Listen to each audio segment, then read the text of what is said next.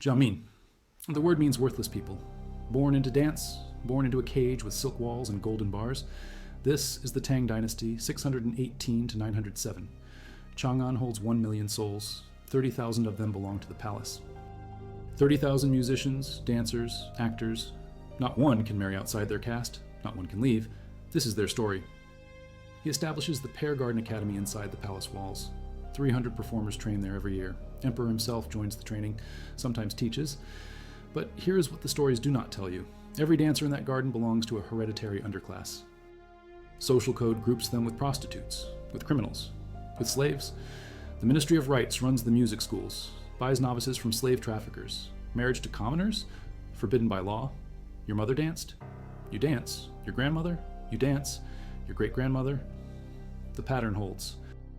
Generation after generation, no escape. This script is researched and factual, using sources from Alice Poon's scholarly analysis published in February 2020 on Chinese courtesan culture, Wikipedia's History of Chinese Dance, updated September 2025, and Britannica's authoritative articles on Tang Dynasty culture from 1998 and 2009. These aren't tourist guides, these are academic sources, cross-referencing legal codes, tomb epitaphs, and imperial records. Now back to the information. Banquet music. The Drums and Pipes Bureau handles ceremonial performances. All performers fall under Taichung Temple administration. But beneath the bureaucracy lives the truth. These performers are jianmin, mean people. The term appears in official documents and legal codes. The four-occupation system divides society.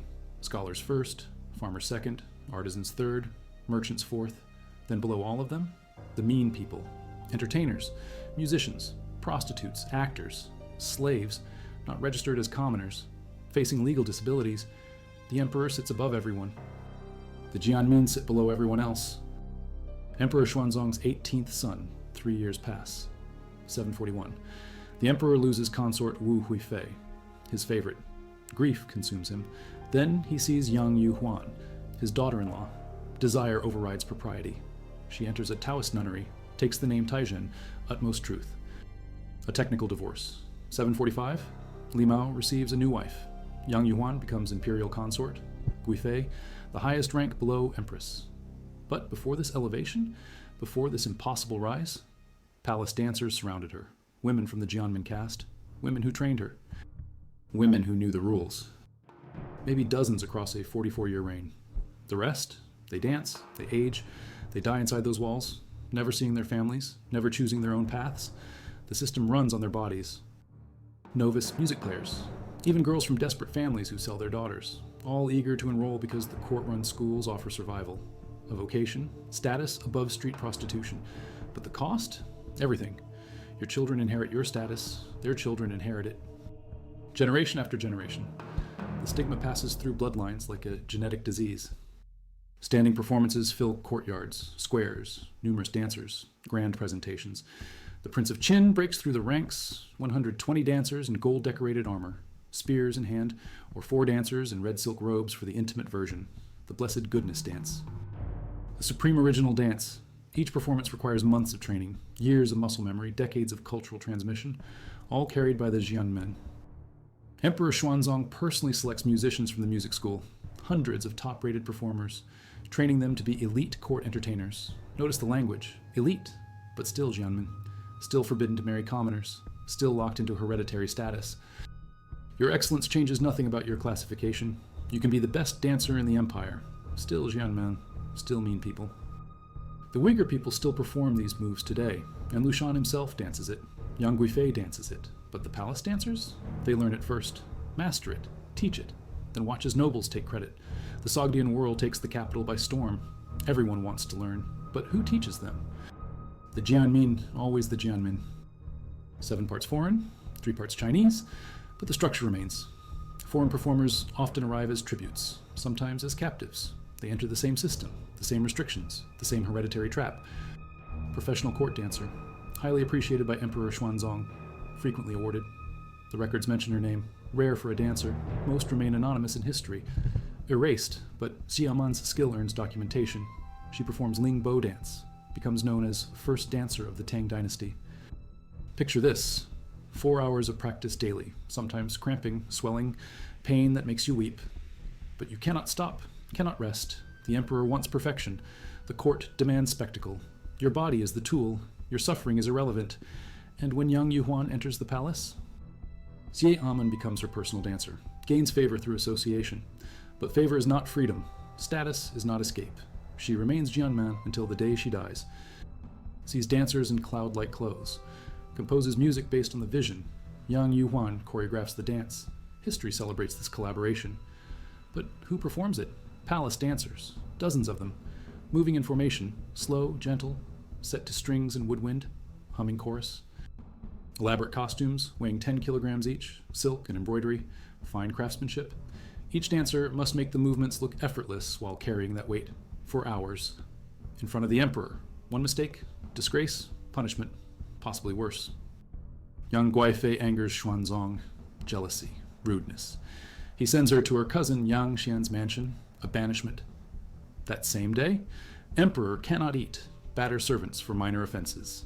Gao Lishi, the chief eunuch, recognizes the signs, sends treasures to young Guaifei, sends imperial meals. That night Gao requests her return. Emperor agrees immediately. She comes back even more favored. But notice who suffers during these imperial mood swings? The servants, beaten for nothing. The attendants, the dancers, the jiamen. They bear the weight of aristocratic emotion. Poetry skills define cultured courtesans in Tang society. Shui Tao, 770 to 832. Yu Xuanji, 840 to 868. Both courtesan poets. Both celebrated. Both still Jianmin. Writing poetry does not change your legal status. Being beautiful does not free you. Talent only means your cage is prettier. Your chains are gold instead of iron. But you are still chained. Death. But for Jianmin, different rules apply. Those who work in entertainment receive special status. Special in the worst way.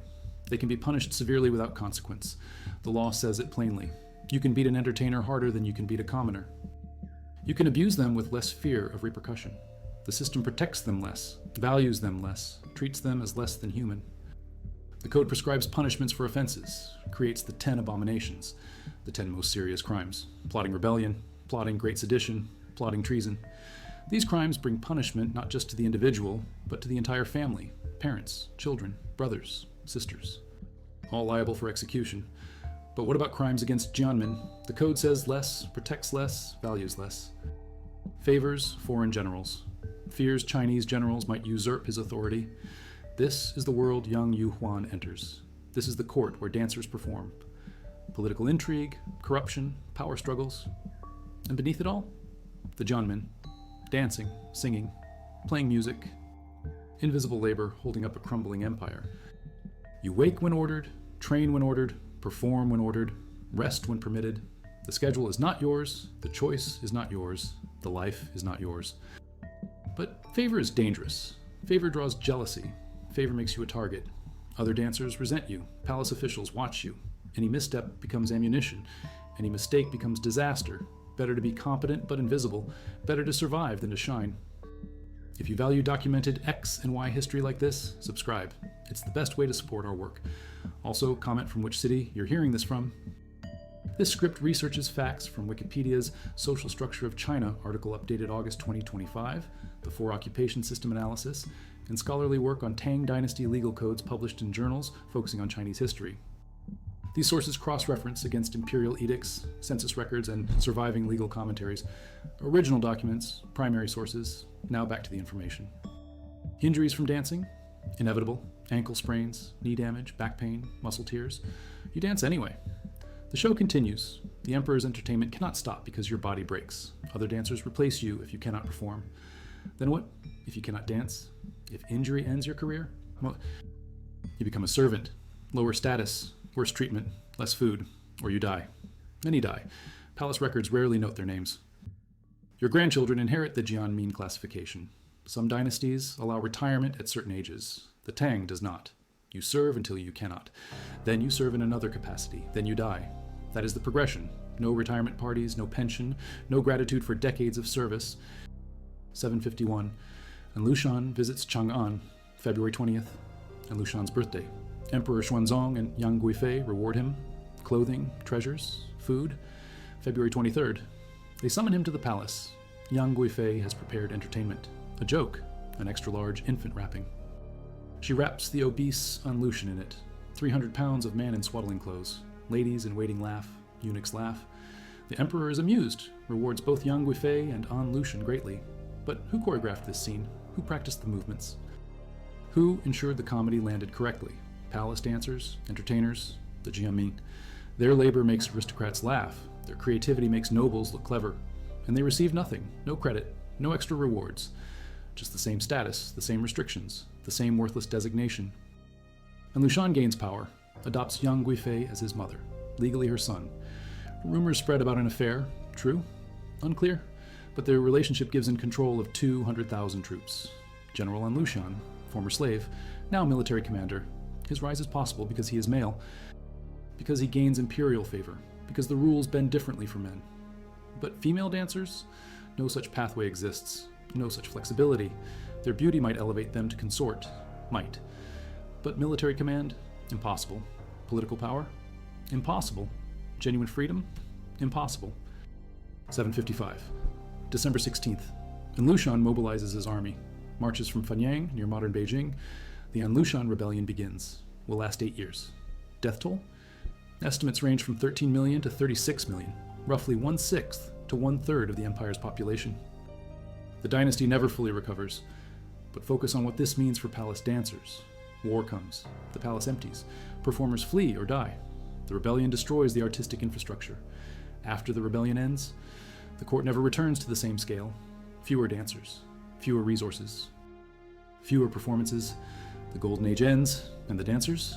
Those who survive carry trauma, loss, grief, but no one asks them to record their stories. No one preserves their memories. They remain invisible, forgotten, worthless. Reaches Maui relay station, 100 lie from the capital. Soldiers refuse to move on, demand deaths. Yang Guozhong dies first. Yang Guifei's cousin, chief minister. Soldiers blame him for the rebellion, execute him, then demand Yang Guifei, 38 years old. The emperor's favorite for 11 years. The woman who changed the dynasty's fate. She hangs herself with silken cord. Or eunuch Gao Lishi hangs her. Records conflict. Either way she dies. The emperor continues to Chengdu, abdicates, spends his last year's mourning. But what happens to Yang Guifei's personal attendants?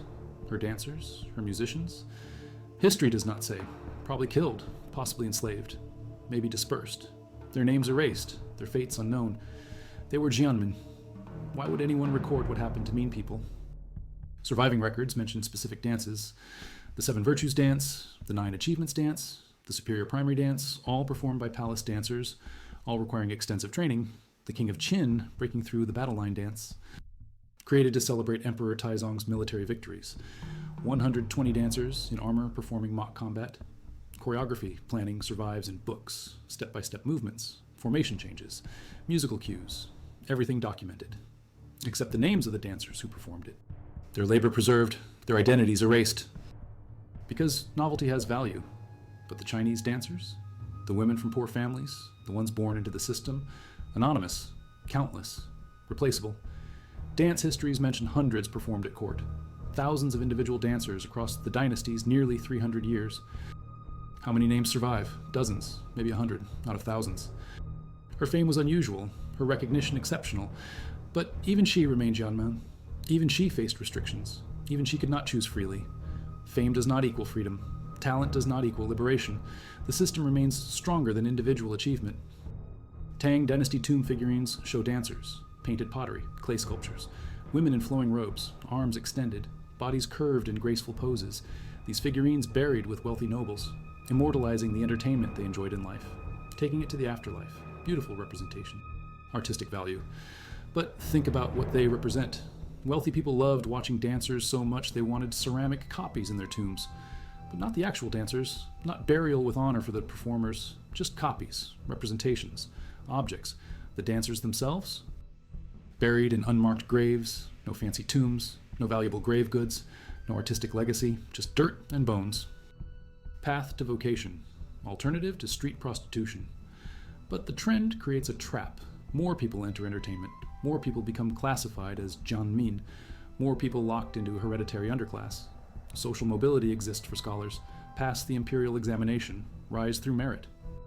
But for entertainers, the examination is forbidden. Your status is fixed. Your children's status is fixed. Success means better conditions within the system. Never escape from the system. You can marry within your class, occasionally marry up with imperial permission, but Jianmin, forbidden to marry commoners, strictly forbidden. What happens if you try? Punishment, annulment, sometimes death. The law protects class boundaries, prevents mixing. Ensures the Jianmin caste perpetuates itself. No gradual dissolution, no slow integration. Hard boundaries maintained by law and enforced by violence. But she was Jianmin. She belonged to mean people caste. Her words outlive her classification. Her art transcends her status. But in life, bound by it, restricted by it, killed by it. Her execution proceeds without complication. Killing a Jianmin is easier than killing a commoner. Less legal protection, less family power to demand investigation, just death, quick, efficient, final. Acrobats, magicians, dancers demonstrating skills. An even grander show? 18,000 performers, music heard kilometers away. Imagine coordinating this. 18,000 performers moving in unison, music synchronized across vast distance. Logistics nightmarish, but it happens. How? The Jianmin make it happen. Thousands of dancers and musicians trained to perfection, moving as one organism, creating spectacle for political purposes, impressing foreign dignitaries, demonstrating empire's power. And what do the performers receive? Nothing extra. The same food, the same quarters, the same restrictions. Just another performance, just another day of service. Small-scale performances at intimate parties, connoisseurs watching beautiful women move gracefully. But appreciation is not respect. Admiration is not freedom. Being desired is not being valued. The male gaze objectifies, the female performers remain objects, pretty, talented, worthless. The contradiction defined their existence. Flexibility so extreme the dancer seems boneless. This is what they demand. Physical impossibility made to look effortless. Years of training for movements that appear spontaneous. Decades of pain for moments of beauty. And if you achieve it, if you master the impossible, you are still Jianmin. Still mean people, still worthless in the eyes of the law. Elegant atmosphere, beautiful imagery. But who weaves the cloth? Who sews the costumes? Who washes them after each performance? The Jianmin. Lower status entertainers doing labor so higher status entertainers can perform. Hierarchy exists even within oppression. Even among the worthless, some are deemed more worthless than others. Standards set that later generations aspire to match. Poetry flourishes, painting flourishes, music and dance flourish. But at what cost? Whose labor creates this flourishing? 30,000 entertainers, generation after generation trapped in hereditary servitude, their talent extracted, their lives consumed, their names forgotten. This is the foundation of golden ages, invisible labor, uncounted suffering, unremembered sacrifice. May have started during 5 dynasties and 10 kingdoms period among female dancers, binding feet to appear more delicate, more refined, more desirable. The practice restricts movement, eventually leads to virtual elimination of female dancers. After Song Dynasty, less and less heard about beauties who are also great dancers. Severe binding makes dancing impossible. Female entertainers shift to singing, to stationary performances. The art form changes, contracts, dies. But the Jianmen classification remains. Singing courtesans, non-dancing entertainers. Still Jianmen, still mean people, still hereditary, still trapped. Nearly 1,200 years after the Tang Dynasty began, 40 generations, minimum, probably more, 40 generations of hereditary servitude, 40 generations of talented people classified as worthless, 40 generations of families unable to escape. And when the system finally ends? No reparations, no apologies, no acknowledgement of the suffering inflicted, just a policy change, status adjustment, move on. Yang Guifei wants to please the emperor, has an extra-large infant wrapping maid, wraps the obese and Lushan. Everyone laughs. Emperor rewards both Yang Guifei and An Lushan greatly. This event is documented, names preserved, context explained, but 746, the year before. Thousands of palace performances happened. Thousands of dancers performed, not documented, not preserved, not explained. The contrast reveals what the dynasty valued, what it remembered, what it chose to forget. 3,640 male elites studied. Aristocracy declined as factor in careers. Imperial examination became major factor. Father's office rank remained important for those who did not pass exams. But this study, elite men only. What about women? What about entertainers? Not studied. Not included. Not considered important enough to track. The data exists for those who mattered, vanishes for those who did not. But entertaining distinguished guests means what? Dancing, singing, serving food, pouring wine, sometimes more, often more. The records do not specify, the documents stay vague, but everyone understood. Palace girls serve at the emperor's pleasure. Distinguished guests receive hospitality. The entertainment includes bodies, includes compliance, includes availability. Whether the women consent is not a question anyone asks. Social stigma prevents integration. Children inherit parents' status automatically. No escape routes exist, no loopholes, no exceptions. And enforcement is brutal. Try to marry outside your caste? Punishment? Try to hide your status? Exposure brings worse punishment. Try to leave the palace? Impossible. The gates are guarded, the walls are high. The penalty for desertion is death. You cannot run from what you are. You cannot escape what you were born to be. The contract states, after the woman and goods have been exchanged and sale completed, it is agreed that the sons and daughters of the Jew family shall be masters of his slave forever and ever, from generation to generation. Hereditary slavery, written into contracts, legally enforced. Socially acceptable. This is Tang Dynasty. This is the Golden Age. This is the civilization that produced Dufu's poetry and the Pear Garden Academy, built on hereditary slavery, sustained by trapped labor, glorified while ignoring the foundation. Unnamed, powerless, lacking sufficient relevance for a proper name, lower classes face hardships visible in every document, every contract, every law. The stratification is not subtle, not hidden, openly displayed, proudly maintained. The hierarchy is the point, the suffering is a feature. Not a bug. But the Jianming classification remains. Fewer opportunities to become court entertainer, same restrictions on those who do. Less of everything except the exploitation. That remains constant. Accentuating hand movements, creating fluid motion, visual poetry. The art is real, the beauty is real, the skill is real, but so is the suffering, so is the exploitation, so is the hereditary trap. Both truths exist simultaneously. Acknowledging beauty does not erase injustice. Appreciating art does not justify oppression. The dances were magnificent, the system was cruel, hold both facts. Family sells her at age 6 to slave trafficker. Slave trafficker brings her to Chang'an, sells her to Ministry of Rights music school. She enters training, learns to dance, learns to sing, spends every day practicing. 12 hours sometimes, pain constant, hunger frequent, sleep insufficient. But she survives, becomes competent. Age 12, performs at Palace Banquet. Age 16, part of regular performance rotation. Age 25, trains younger girls. Age 35, body breaking down, knees damaged, back pain chronic. Age 40, shifts to less demanding roles. Age 45, becomes dormitory supervisor. Age 55, dies, never married, never had children, never left Chang'an, never chose anything about her life. This is not hypothetical. This is the pattern, repeated thousands of times across 3 centuries. The Ministry of Rights oversees entertainment institutions throughout Tang and subsequent dynasties. Government control of prostitution, government control of theatrical training, government control of musical education. The system is bureaucratized, formalized, institutionalized. Not informal exploitation, official policy, written in legal codes, enforced by courts, supported by emperors. This is not abuse by individuals. This is systematic oppression by the state. Flowing robes, delicate features. Collectors prize them. Exhibitions feature them. But look at what they represent. Wealthy nobles so desired entertainment they commissioned artistic representations for their tombs. The figurines are beautiful. The desire they represent is exploitative. Appreciation mixed with ownership. Aesthetic pleasure mixed with human commodification.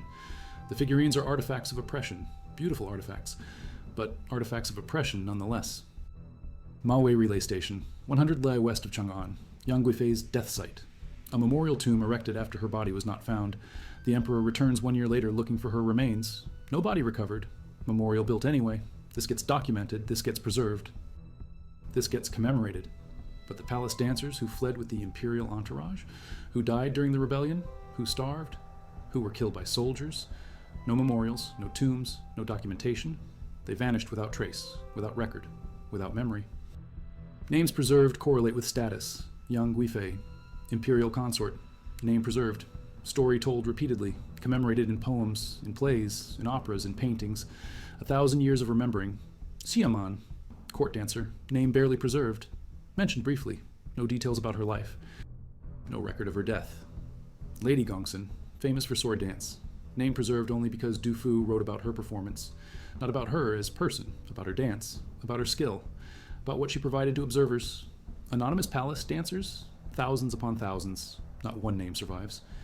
Not one story, not one acknowledgement they existed beyond being bodies that moved beautifully for aristocratic pleasure. Your mother danced. You dance. Your daughter will dance. Your granddaughter will dance. Your great-granddaughter will dance. Forever. That is the sentence. That is the system. That is the reality behind the golden age of Tang Dynasty culture. The rainbow skirt and feathered coat dance survives in descriptions, in poetry, in choreographic notes, cultural treasure, historical significance, beauty celebrated across centuries. But who invented the movements? Who perfected the technique? Who taught it to Yang Guifei?